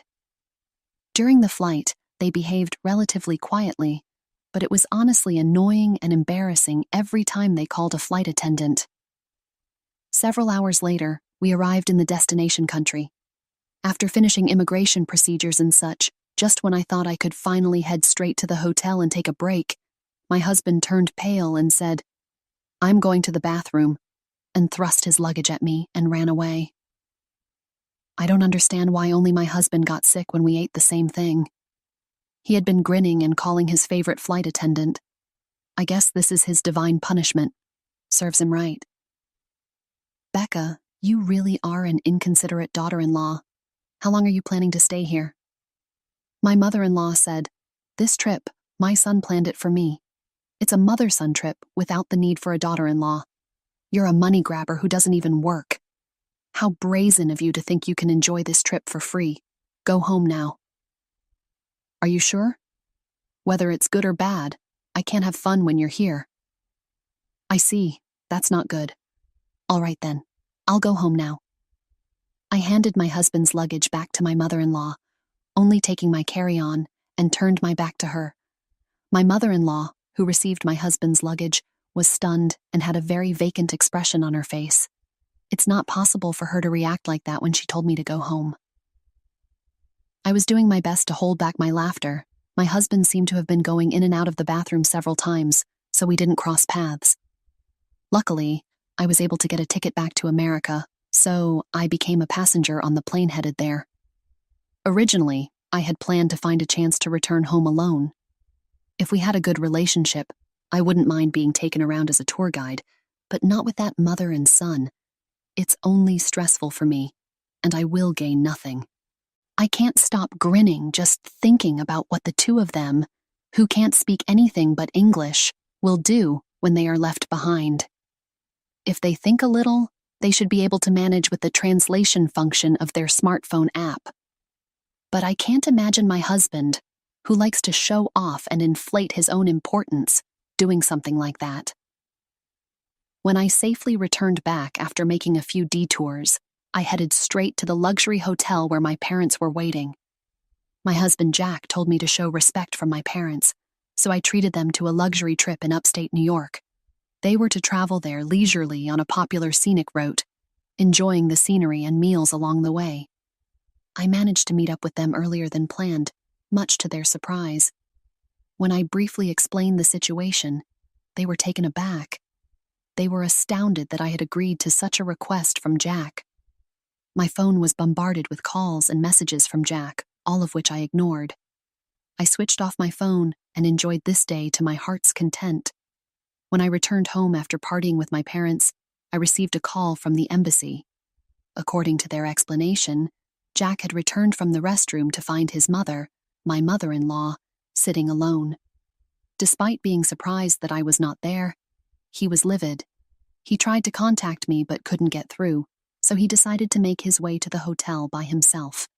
However, not knowing where to go, he was visibly flustered when a kind person spoke to him in broken English. He was led away after being told that they knew the place and would take him there, only to be robbed of all his money, passport, and valuables. My mother-in-law was even stripped of her jewelry. When he was found standing on the street looking destitute, the police picked him up and referred him to the embassy for help. That's how he was able to contact me. The embassy official asked me to come and pick him up. He couldn't withdraw money because his wallet, which contained his bank cards, had been stolen. However, I asked back why I, a stranger, had to do that. I explained that I was already divorced from the man who was there. The truth was, I had kept the divorce papers he had thrown at me some time ago. Back then, I decided not to proceed with a divorce as I had heard it would be a lot of trouble. But this time, I had reached my limit. After filling in the divorce papers, I headed to the hotel right after landing back in the States. To my surprise, the divorce was accepted without any fuss. I already had a new place lined up, and the contract had been signed while making the travel arrangements. I didn't want to use the furniture I had shared with Jack. It made my skin crawl. In my new place, I planned to buy everything new, so I packed for both a trip and the move at the same time. All I need to bring to the new place is my work tools and my favorite clothes. I could easily have everything else sent by the courier at a specified date and time. The embassy staff did not ask anything more from me, and the conversation ended. Later, it seems my former mother-in-law had pleaded with my former father-in-law, and with his help, my ex-husband Jack and ex-mother-in-law were able to return to the States. However, Jack, who had blown his top, contacted me. "You left me and divorced me without my knowledge, abandoned," he exclaimed. "No, I just obeyed your mother's instructions to leave. If you have any complaints, talk to your mom, and please consider the business class flight I arranged for you on your return as my farewell gift," I responded. I also reminded him that he was the one who had first brought up the divorce papers. "I only filed the divorce papers he had prepared, fulfilling his wish for a divorce," I clarified. "Do you think such sophistry will work? How much more do you want to embarrass me?" Jack retorted. "Embarrassed? How so? If you want to feel embarrassed." "I have a better story. Want to hear it?" "What is it?" "Well, did you know you're a regular at an adult entertainment club? You're pretty invested in a favorite girl there, aren't you? Rather than contributing money to the household, you are heavily splurging on her. But you ended up in debt when her demands escalated. I had an investigation agency look into a debt collection letter addressed to Jack that had been delivered to our house.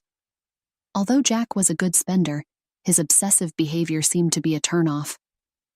His favorite girl's true feelings were that she thought he would eventually stop coming if she kept asking for more money and expensive gifts. I wonder what Jack felt when he heard that. That's quite an embarrassing story, isn't it? If you make any more fuss or contact me again, I'll spill the beans to your company. Got it. Being disliked by the girl he was infatuated with would be an unbearable humiliation for Jack, considering his personality. If this became known, it would be a great embarrassment. Jack, who until now had been aggressive, just said, "Goddard," in a feeble voice and ended the call. A few days later, my ex-father-in-law contacted me. He told me he had also divorced his wife, my ex-mother-in-law. I thought it was unnecessary as we were no longer related, but it seems he contacted me to expose my ex-mother-in-law's true nature, as we both have been treated poorly by her. My former father-in-law, suspicious of his wife's behavior, investigated while she was out and discovered that his retirement savings had been depleted. The money was apparently spent on beauty treatments and cosmetic procedures. As I'm not familiar with such things, I was totally unaware. When asked for a women's perspective, I was stumped because I hadn't noticed it either. I guess seeing someone only once a year makes changes more noticeable, but I truly hadn't picked up on anything. I even asked my former father-in-law, "Are you sure it's for beauty treatments?" She seems to have sunk quite a bit into it, but there's no visible change.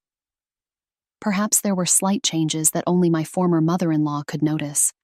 It felt like throwing money down the drain.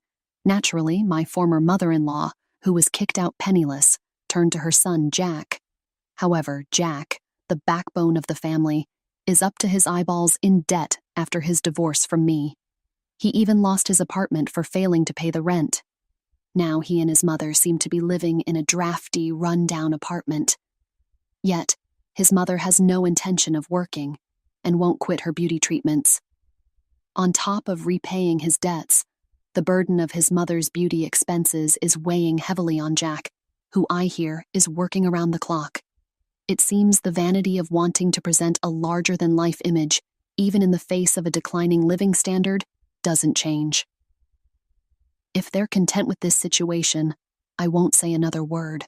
I never thought my life would change because of a vintage Hermes scarf, but that's exactly what happened last spring at Second Chance's thrift store. My name is Felicity, and I probably spend way too much time hunting for hidden fashion treasures between racks of other people's cast-offs. But this particular Thursday was different. I had just spotted the distinctive orange box peeking out from under a pile of scarves when another hand reached for it at the same time. "Oh, sorry." A deep voice chuckled. "Ladies first." I looked up to find myself staring into the warmest brown eyes I'd ever seen. The guy was tall, with slightly messy dark hair and a camera slung around his neck. He had that artsy vibe that always made my heart skip a beat. "No, please, go ahead," I said, trying to sound casual while my pulse did a little dance. I was just being nosy anyway. Actually, I could use a second opinion. He picked up the box and carefully opened it. Inside was a pristine silk scarf in swirling shades of blue and gold. "I'm doing a vintage-inspired photo shoot tomorrow, but I know nothing about fashion. Is this something special?" "That's a genuine Hermes scarf from the 1960s, I said, unable to hide my excitement. "See the hand-rolled edges and the artist's signature? It's probably worth at least $500. His eyebrows shot up. "And it's priced at $15? How do you know all this?" "I'm a bit of a fashion nerd. I can spot designer pieces from across the room." I smiled. "I'm Felicity." "Nolan Brooks," he said, extending his hand. "Fashion nerd meets photography nerd. Would you maybe want to grab a coffee and tell me more about vintage fashion? I could really use your expertise for this shoot." That's how it started.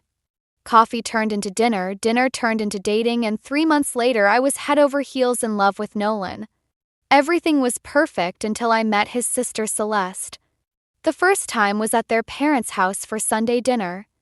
I'd spent hours choosing the perfect outfit, a vintage Diane von Furstenberg wrap dress I'd scored for $30. Nolan's parents, Evelyn and Gerald, were warm and welcoming, but Celeste's smile never quite reached her eyes.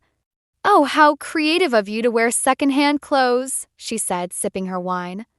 "I could never." "Who knows where they've been?" "Celeste," Evelyn warned, but her daughter just shrugged. "I'm just saying, if you're going to be part of the Brooks family, you might want to consider upgrading your wardrobe. We have certain standards to maintain." I felt my cheeks burn as Nolan squeezed my hand under the table. Actually, Felicity has an amazing eye for fashion.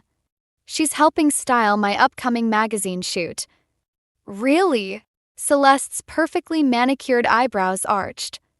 "How interesting. I just got engaged to Marcus Hale, of Hale Industries. We're planning the wedding of the season." Something in her tone made me uneasy, but I pushed the feeling aside. This was Nolan's sister, after all. I needed to make this work. Later that night, as Nolan drove me home, I caught him glancing at me worriedly. "I'm sorry about Celeste. She can be intense sometimes." "It's fine," I said, even though it wasn't. "She's probably just protective of her family." What I didn't say was how I'd seen Celeste watching me throughout dinner, studying every move I made, every word I spoke. I didn't mention how she'd cornered me in the kitchen and grilled me about my background, my job, my plans for the future. And I definitely didn't tell Nolan about the way she'd smiled when I mentioned wanting a small, intimate wedding someday, a smile that made me feel like I'd just handed her ammunition. I had no idea then that this was just the beginning, that Celeste Brooks was about to turn my life into her own personal chess game. But looking back now, I should have seen it coming. After all, the best vintage pieces always come with a history, and some of them hide dark secrets beneath their beautiful surfaces. The next few weeks were a blur of family dinners and forced smiles. I kept telling myself things would get better with Celeste, but each interaction left me feeling more like an outsider. Tonight was supposed to be different, a casual barbecue at the Brooks house to celebrate Nolan's latest magazine cover. I arrived early to help Evelyn in the kitchen, wearing a vintage Chanel blazer I'd restored myself. As I chopped vegetables, she touched the fabric admiringly. "You have such a gift, Felicity. The way you bring these pieces back to life." She paused, glancing toward the door. "I hope you know that, Gerald, and I think you're wonderful for Nolan." Before I could respond, Celeste swept in wearing what looked like this season's entire Gucci collection. "Mother, Marcus is bringing his parents tonight. Did you remember to get the expensive wine I asked for?" "I thought this was just a family dinner," I said, trying to keep my voice neutral. Celeste's laugh was like ice crackling. "Oh, didn't Nolan tell you?" I turned it into an engagement celebration. Marcus's father is thinking of featuring Nolan's photography in their company's new campaign. She touched my blazer. "Is this secondhand?" How brave of you. I felt my jaw tighten, but before I could respond, Nolan appeared, wrapping his arms around me from behind. Hey, beautiful. That blazer looks amazing on you. It should, Celeste said. The real thing costs about $12,000. She turned to her mother. We need to set up the formal dining room instead of eating outside. The Hales aren't exactly barbecue people. I watched Evelyn's face fall. She'd spent all day preparing Nolan's favorite grilled dishes. But Nolan understands how important this is for the family, don't you? Celeste's tone was sweet, but her eyes were sharp as she looked at her brother. Maybe we could do both, he suggested, already backing down. Set up inside, but keep some food on the grill? I felt my heart sink as Evelyn quietly began moving dishes inside. This was supposed to be Nolan's celebration, but somehow Celeste had hijacked it, just like she seemed to be doing with everything else in our lives. During dinner, I found myself seated between Marcus's mother, who kept asking if my blazer was some kind of costume, and Celeste, who took every opportunity to mention the exclusive designer boutiques she was considering for her wedding dress. Of course, Felicity probably has some creative ideas for her own wedding, Celeste said suddenly, turning to me. What were you thinking? Something vintage, I assume? Table went quiet. Nolan and I hadn't even discussed marriage yet. I felt my face heat up as everyone waited for my response.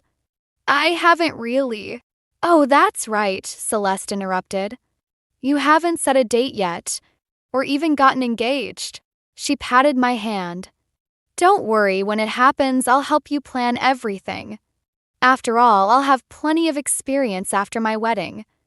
Gerald cleared his throat. Celeste, perhaps we could focus on celebrating Nolan's achievement tonight? Of course, Daddy. Celeste raised her glass. To Nolan's success and to family. Later, as guests were leaving, I overheard Celeste talking to Marcus in the hallway. Poor thing, she tries so hard to fit in. But you can't buy class, can you? I mean, showing up in secondhand clothes to meet your parents? She seemed nice enough, Marcus replied. And that blazer was actually quite elegant. Oh, honey, you're too kind. But trust me, she's not Brooke's material. Nolan will figure that out eventually. I slipped away before they could see me, my hands shaking as I gathered my things. In the kitchen, I found Gerald washing dishes alone. Don't let her get to you, he said quietly, not looking up. Some people mistake cruelty for sophistication. I nodded, unable to speak past the lump in my throat. As I waited for Nolan to drive me home, I caught my reflection in the window, the proud vintage blazer suddenly feeling like a costume. For the first time, I wondered if loving Nolan was worth the price of admission to his world. What I didn't know then was that Celeste was just getting started. And her next move would force me to choose between keeping the peace and keeping my self-respect. The moment everything changed happened at the Brooks family lake house.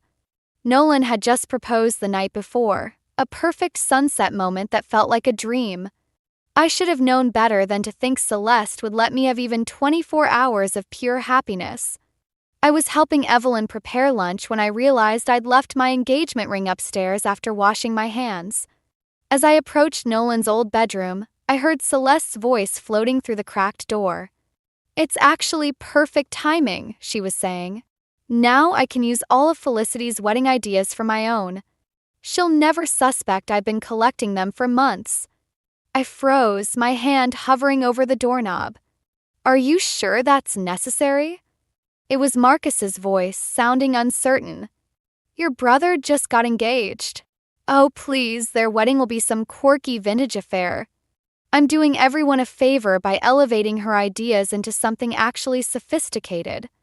Besides, Nolan's been telling me everything. Her dress design, the venue she wants, even the antique lace she found for the veil. My stomach lurched. I'd shared those details with Nolan in private moments, dreaming together about our future. He'd promised they were our secrets. Speaking of which, Celeste continued, I already called her dream venue and booked it for the weekend before their date. The deposit cleared this morning. Won't that seem? obvious?" Marcus asked. "That's the beauty of it. She'll look crazy if she accuses me of copying her. After all, I'm the one getting married first now. Everyone will think she's the one copying me." I must have made a sound because the conversation stopped abruptly. I hurried back downstairs, my hands shaking so badly I had to grip the railing. In the kitchen, Nolan was helping his mother with the salad. He smiled when he saw me, but it faded when he noticed my expression. "Hey, what's wrong? Can we talk?" My voice sounded strange, even to me. "Privately." Side on the deck, the lake sparkled mockingly in the summer sun. I turned to face him, fighting to keep my voice steady. "Have you been telling Celeste about our wedding plans?" "Well, yeah, she's been really interested lately. She said she wants to help." He looked confused. "Isn't that a good thing?" "She's planning to steal everything, Nolan. I just heard her talking to Marcus. She's already booked our venue for her wedding, the one I showed you in secret." His face went through a series of emotions: surprise, doubt, defense. "Come on, that's got to be a misunderstanding. Celeste wouldn't." "Wouldn't what?" "Deliberately try to hurt me? That's all she's done since we met." The words burst out before I could stop them. "You're overreacting," he said, using that placating tone that suddenly made me want to scream. "She's my sister, Felicity. She's just excited about weddings right now." Just then, Celeste appeared in the doorway, wearing a concerned expression that made my skin crawl. "Is everything okay out here?" I thought I heard raised voices. "Did you book the Riverside Manor for your wedding?" I asked directly. "Oh, that." She smiled brightly. "Yes, isn't it perfect? I remembered how much you loved it when you mentioned it at dinner last month. I hope you don't mind. Great minds think alike, right?" I looked at Nolan, waiting for him to say something, to defend me. He shifted uncomfortably. "Maybe we could all just..." "Just what?" I interrupted, slipping off my engagement ring. "Just pretend this isn't happening? Just let her steal every piece of our wedding like she's been planning for months?" "Felicity, don't be dramatic," Celeste said, her voice dripping with fake concern. "If you're not ready to plan a wedding, just say so." I placed the ring on the deck railing, my vision blurring with tears of rage. "You're right. I'm not ready. Not for this family, not for a husband who won't stand up for me, and definitely not for a sister-in-law who treats my life like it's her personal shopping catalog." As I walked away, I heard Nolan call my name, but it was Celeste's voice that followed me. "See? I told you she wasn't Brooke's material." I got in my car and drove, not knowing then that this wasn't the end, it was just the beginning of my awakening. 3 days after leaving the lake house, I found myself sorting through vintage dresses at work when Gerald Brooks walked into my shop.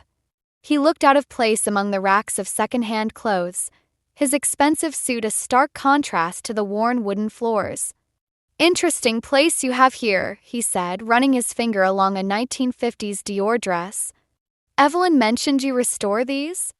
I nodded, unable to find my voice. Was he here to convince me to come back? To defend Celeste? "Nolan's been miserable," he continued, but his tone wasn't accusatory. "Though I suspect that's not entirely about losing you." "What do you mean?" "The Hales pulled their advertising campaign. Apparently, Marcus had some concerns about working with our family. He picked up a vintage brooch from the display case. Celeste is blaming you, of course." My hands stilled on the dress I was mending. "I haven't spoken to Marcus." "No, but he's not blind. Or stupid." Gerald set the brooch down carefully. "He came by the house yesterday, asking questions about Celeste's sudden interest in vintage weddings and unique venues." Before I could respond, the shop door chimed. Nolan walked in, stopping short when he saw his father. "Dad?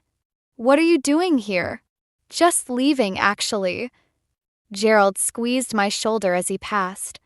"Remember what I said about authenticity, Felicity. Some things can't be copied no matter how hard people try. After he left, Nolan and I stood in uncomfortable silence. He looked tired, his usually perfect hair messy like he'd been running his hands through it. "You left your ring," he said finally. "You left me to face your sister alone." He winced. "I talked to her. She agreed to change her wedding venue." "That's not the point, Nolan." I picked up a damaged silk scarf, focusing on the torn edges rather than his face. "She's been systematically trying to destroy anything good in my life, and you've been helping her do it. She's my sister, and I was supposed to be your wife." My voice cracked on the last word. "But you couldn't even tell her to back off when she was literally stealing our wedding plans." "I didn't think," he stopped, frustrated. "Look, I brought something to show you." He pulled out his phone, showing me a series of texts from Celeste. My stomach turned as I read them, detailed questions about my wedding ideas, our private conversations, even photos she'd asked him to take of my design sketches. See? She was just excited about wedding planning. She wanted to help. I stared at him, realizing with sudden clarity that he truly couldn't see what was right in front of him. Or worse, he didn't want to. "Your father said Marcus pulled the advertising campaign," I said quietly. "Did you ever wonder why?" Nolan's face clouded. "Celeste said you must have said something to him." "Of course she did." I laughed, but it wasn't a happy sound. "And you believed her just like you always do." The shop door chimed again. This time it was Marcus himself, looking uncomfortable but determined. "Sorry to interrupt," he said. "Felicity, could we talk?" "About Celeste." Nolan stepped between us. "Whatever she told you about my sister." "She hasn't told me anything," Marcus cut in. "That's why I'm here. I need to know if I'm making a mistake trusting Celeste." The irony of the moment wasn't lost on me, Celeste's fiancé coming to me for the truth while her own brother stood there defending her lies. I looked at Nolan, giving him one last chance. "Do you want to tell him about the texts? About how your sister has been planning to steal my wedding piece by piece?" Nolan's silence was deafening. "I think you should go," I told him, turning away to hide my tears. "Both of you. Whatever Celeste is or isn't doing, it's not my problem anymore." As they left, I heard Marcus ask Nolan, "Did you really not see what she was doing to Felicity?" I didn't hear Nolan's response, but I didn't need to. His silence had already told me everything I needed to know about where his loyalties lay. What I didn't realize then was that Marcus's visit would set in motion a chain of events that would change everything, not just for me and Nolan, but for the entire Brooks family. A week after Marcus's visit to my shop, I received an invitation to Celeste's wedding. Not just any invitation, an exact replica of the custom design I'd sketched in my private journal, the one I'd only ever shown to Nolan. My hands shook as I read the date, exactly 2 weeks before what would have been my wedding day. I was still staring at it when Evelyn called. "I know this is awkward," she said, her voice strained. "But Celeste insists you come. She says it would mean so much to her." I bet it would. I traced the delicate pattern I'd spent months designing. "Did she tell you where she got the invitation design?" A long pause. "Felicity, please." "She's trying to make amends." "By stealing my wedding?" The bitterness in my voice surprised even me. "Actually," Evelyn hesitated, "that's part of why I'm calling. Celeste wants you to help with her dress. She says your vintage expertise would be perfect for the alteration she needs." I almost laughed. "What dress?" "The one she found at that little boutique in Paris. The 1950s Dior you mentioned loving." My stomach dropped. I told Nolan about that dress during a late-night conversation, describing my dream of recreating it for our wedding. Now Celeste had somehow tracked down the original. "Can't," I said firmly. "Please," Evelyn's voice cracked. "Things are so tense in the family. Gerald barely speaks to Nolan, Marcus is asking questions about everything, and Celeste, she's not herself. Maybe if you helped, showed her some kindness." "Kindness?" I interrupted. Like the kindness she showed me when she systematically stole every detail of my wedding?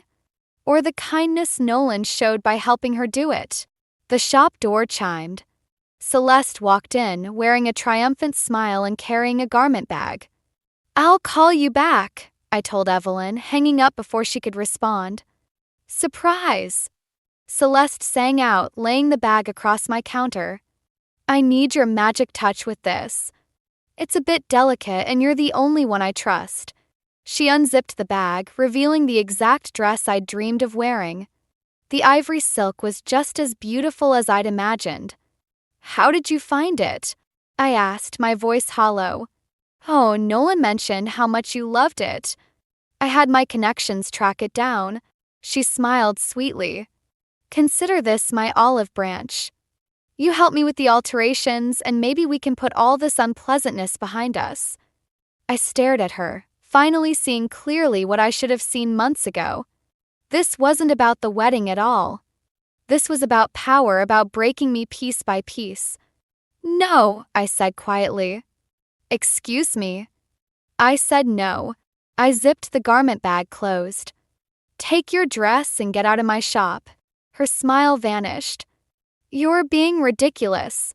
This is my wedding we're talking about." No, this was supposed to be my wedding. My dress. My designs. My dreams.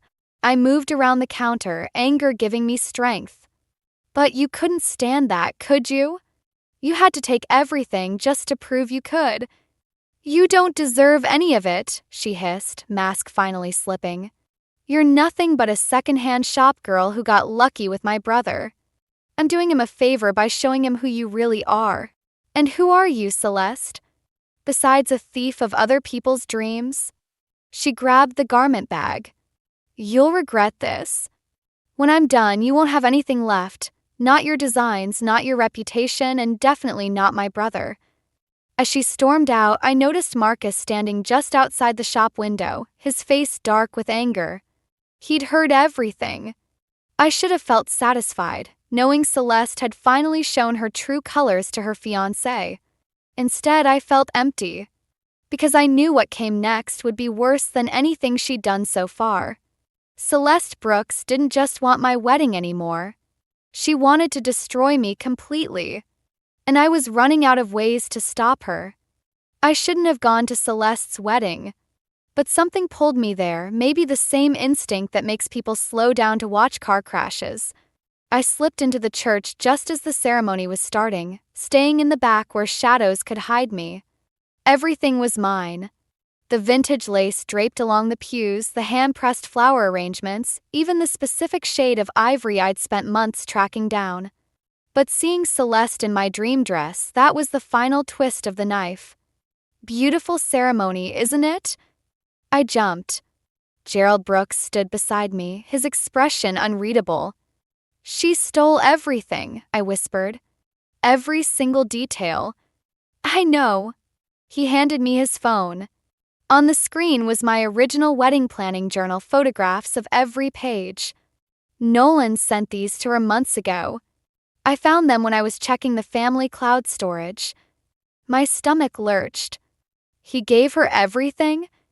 He thought he was helping. Gerald's voice was tired. He still doesn't see what she's really doing. The wedding march began to play, the exact vintage recording I discovered in an old record shop. I watched Celeste float down the aisle, wearing my dress, my smile, my dreams. Marcus stood at the altar, his face tight with tension.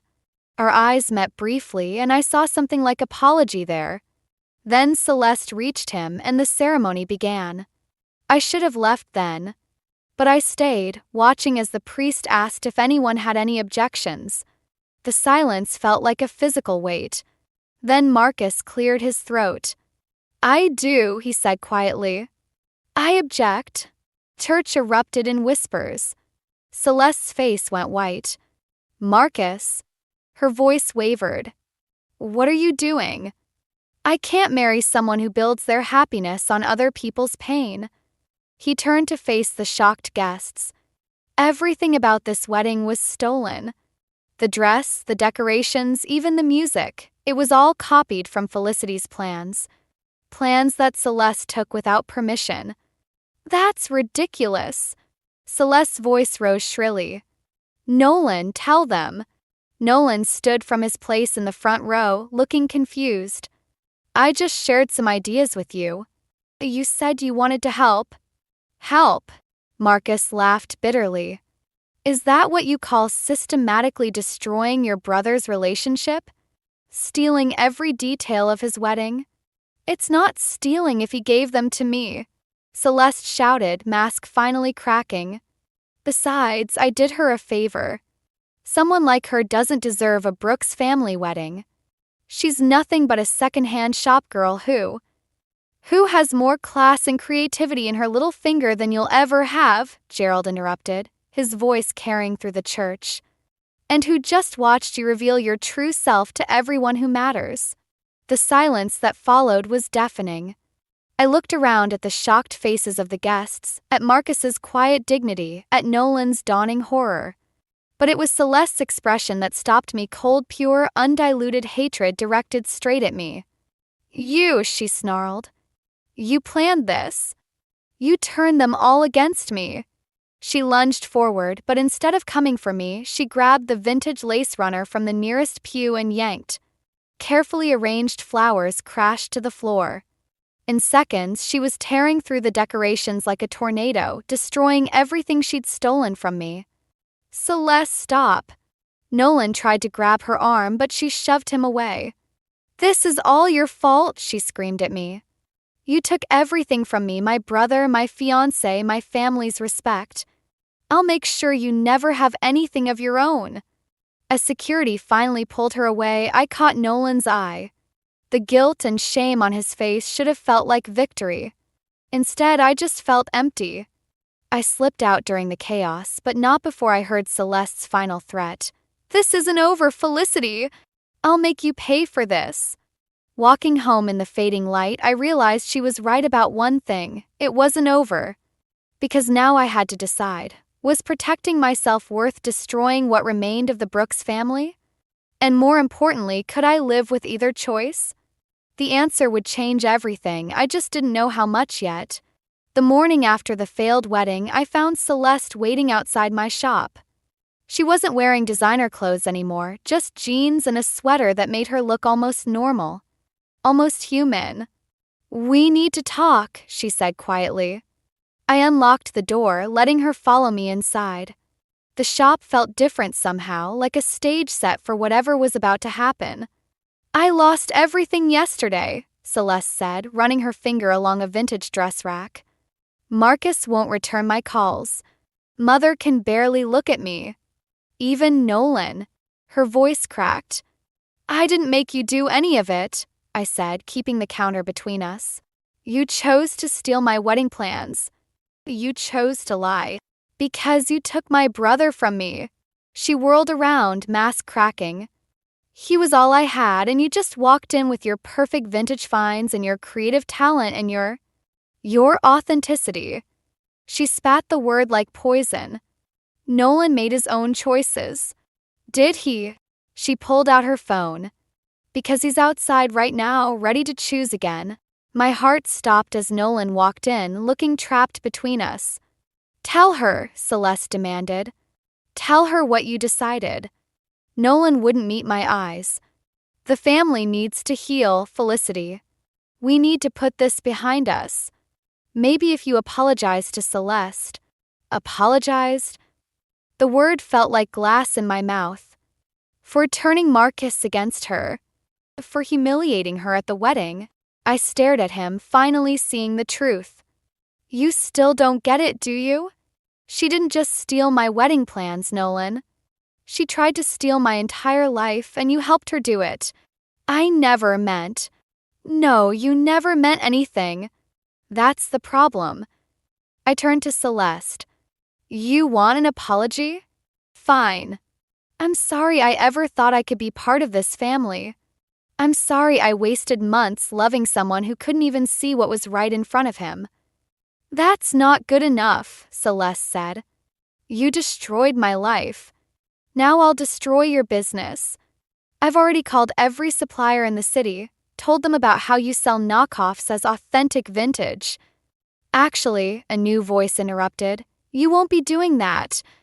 Marcus stood in the doorway, holding a folder. I recorded everything, Celeste.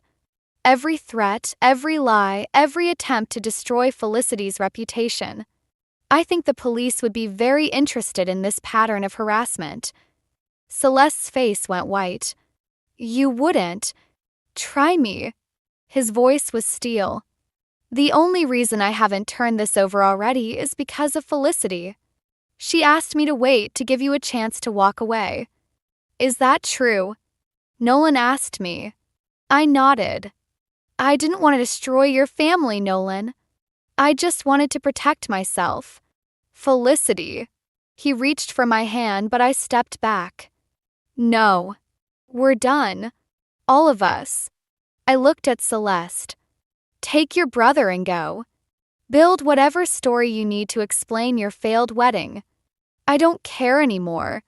You're making a mistake, she said, but her voice trembled. The only mistake was thinking I needed any of this. I opened the door. Goodbye, Celeste. Goodbye, Nolan.